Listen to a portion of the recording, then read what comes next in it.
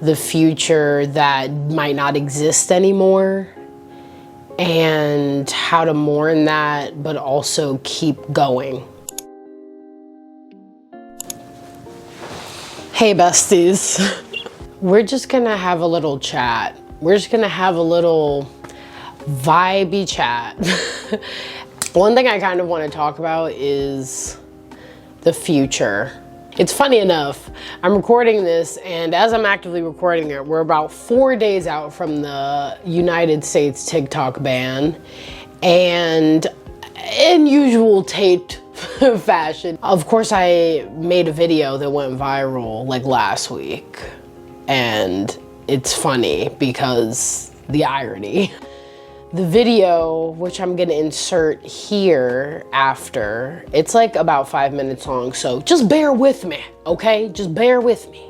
Literally sat down and recorded it because I was just wrapped up in emotion and feeling a lot of things and scared and nervous and sad and overwhelmed about the future and the future that I thought that I would have, the future that might not exist anymore, and how to mourn that, but also keep going in the face of uncertainty. Let's run the clip. So today, as of right now, there are 6 fires in Los Angeles. And it just made me start thinking about the fact that more recently than ever, I have been realizing that the life that I dreamed to have doesn't exist anymore.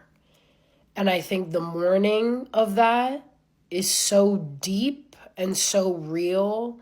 Like, I feel like there's a grief, like it has its own grieving process. Like, I don't know if any other millennials particularly feel this way. And I know we talk a lot about like millennials, you know, how like we got screwed basically. You know, we were in the best time to be, we're born the best time to be a kid, the worst time to be an adult. You know, we won't be homeowners, all of these things that like we're realizing is true. We're not having kids the way that people used to be having kids. Like the birth rates are like historically low. And just all of these things. And it just makes me think of how there's so much more to come this year and next year specifically, but for the remainder of our lives, there's so much more to come in the ways that our world is changing. And this year, I had to come to terms with the fact that my life is not going to look the way I thought it was going to look when I graduated college, when I was in middle school, when I was in high school, when I was a kid. Like, I think generations before now, and not all of them, right? They've dealt with unprecedented historical events as well. But the thought of, oh, I'm going to go and move to LA and have this type of life, or I'm going to move to New York City and have this type of life. People cannot survive. People cannot make rent. The job economy is horrible. People are not I have friends who literally have gotten laid off from their jobs, and it takes them a year to get another job, and it is underpaying them most likely. All of LA is up in flames, and from what I'm hearing from the natives, people that have been there their whole lives, they've never seen anything like this, and they don't even know if LA is going to look the same after this. Like, we are going through climate, political, economic, societal changes that are going to alter our lives for the rest of our lives. And, you know, I'm not saying this to make people sad or scared or whatever, but I think there's something to be said. Our life, as we look at it in the future, might not be able to be facilitated by all of the dreams that we had for what it was supposed to be, you know? Our lives might look different than we ever could have imagined. And on one hand, I think that's so beautiful, because imagine a life that is better than this. Imagine a life that is better than clawing your way through late stage capitalism. Imagine a life where we barter and we build community and we are together and we completely change. We completely envision a new world. However, that comes at a price. It comes at a price of destruction and complete and total rebirth. And I feel like we're seeing a lot of that. We're seeing a lot of destruction. We're seeing a lot of the trials and the tribulations.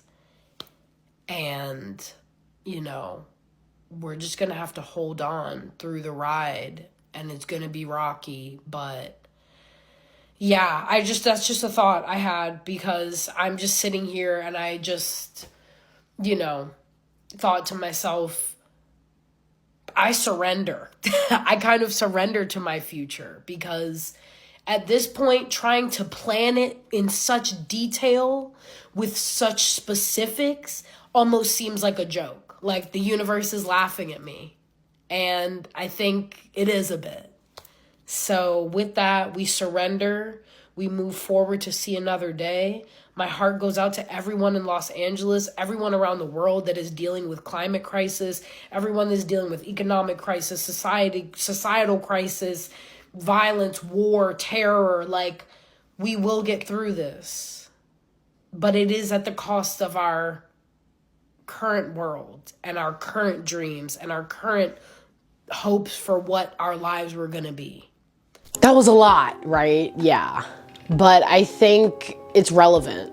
And I now more than ever was struck by the over 1,000 comments of people just completely being vulnerable and saying, look, that's me too. You know, I thought I was going to be living this life and now I'm this age and this is where I actually am. Or one of the most heartbreaking things that I saw in the comments was really people saying, oh, I had children, like, or older millennial here, you know, I have 2 kids and I fear for their future. And I genuinely get upset sometimes thinking about the fact that I brought them into this world and they have to face the reality that they have to face.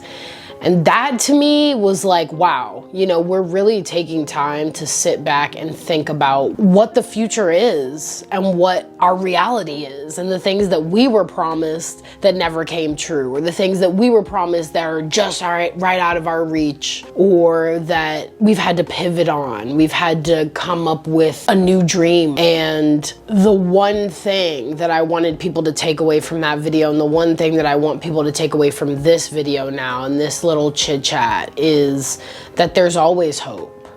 Despite the intensity of the uncertainty for all of our futures and the fact that we will be facing things that will not be pretty, you know, rebirth is not always pretty. Destruction is obviously not pretty, but how beautiful it is to imagine a new future for ourselves. How beautiful it would be to actually create communities again. And I know we have digital communities, right? YouTube is a community. Social media is full of communities, but I do feel like we've kind of lost some of the plot. I feel as though we need to remember what actual community looks like. Community can look like not necessarily liking everybody in your community, but still looking out for them, still hearing them, still being there to support them, going and doing things or meeting up when you just don't feel like it, when you want to be alone, but like you know that you need to be in community at that moment, having to share, having to think of others and be deeply considerate, being brutally honest. Like, I think, yes, we always talk about building community, but what does that look like and what does that mean? And more than that, how do we create these sustainable communities where we can actually get things done? Yeah, with all of that, I also just want to share some thoughts on the future that I want to imagine. And maybe it will strike a chord with some of you. Maybe it will just be a way for you to think about the future that you want to imagine. I urge everyone, even right now, stop this video if you have to. You know, come back to me or save it for later, whatever. But I would urge you to go and take a minute to sit with yourself and imagine what an equitable and sustainable future would look like to you. What would be your utopian idea of that future? And I say utopian not in the sense that I want you to imagine a utopia. I actually want you to imagine something that's tangible, something that you can really see in your mind's eye. But whatever that looks like, I want you to write that down. Write it down. Everything from how borders operate to what communities look like to what our monetary system or currency looks like. Like, step out of the box, and I really want you to imagine a better future. Because I think keeping that in mind, being innovative about how we see the world looking, how we want to interact with each other, how we want currency to act, how we want, you know, sustainability to look in our future. I think that is the beginning of bringing that into reality, right? Yes, one could argue it's a form of scripting in itself, you know, even if it's not, even if you don't believe in manifestation, all of those things, I think writing things down, there's something to be said for writing things down. It solidifies them in your brain. I think it keeps you thinking about them in a way that can inform the way you move through the world. And I just think it's never not helpful. But in the midst of that, I have at times been staring down the barrel of intense pessimism when it comes to the future. It can get that way. And sometimes you gotta honor those feelings as well. But right now I really wanna pivot, and instead of letting fear overcome me and spiral into a trap of what the worst outcome could be, I want to imagine a new future. A future brighter than what I'm facing, than what we are all facing, at least for right now. And again, I implore you to imagine it too, because maybe if we all imagine, we can make it happen. I envision a future, one with no borders, more love, more safety and space for people to be their authentic selves every day of the week, less work hours and more meaningful work, more unbridled creativity, no nuclear weapons, no assault weapons, no excessive waste, more class consciousness in Western societies, more global societal consciousness across the board, more alignment across interests and life paths and experiences, more sharing, more emotional vulnerability, more care, more communities of care, more meetups in real life, more mutual aid, more ceasefire, more poetry,